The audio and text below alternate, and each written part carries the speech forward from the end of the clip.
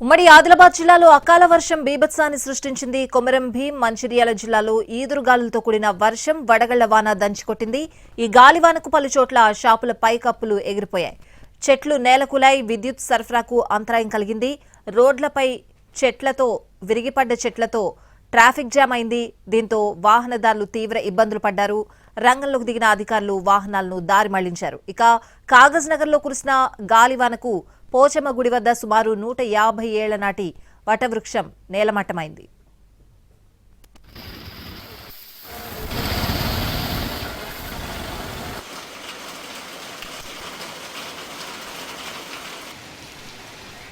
ఉమ్మడి కరీంనగర్ జిల్లాలోనూ వరుణుడు కరుణించాడు. పలుచోట్ల కురిసిన వర్షం భానుడి భగభగల నుంచి ఉపశమనం కల్పించింది. జగిత్యాల జిల్లాలో 30 నిమిషాల పాటు కురిసిన గాలివానకు ఒక్కసారిగా వాతావరణం చల్లబడింది. దీంతో కొద్ది రోజులుగా ఎండ తీవ్రత నుంచి ఉక్కిరిబిక్కిరవుతున్న జిల్లావాసులు వరుణుడు కురిపించిన వర్షానికి ఉపశమనం పొందారు. మరోవైపు రాజన్న సిరిసిల్ల జిల్లా వేములవాడలో కురిసిన వర్షానికి రాజన్న భక్తులు ఇబ్బందులు పడ్డారు.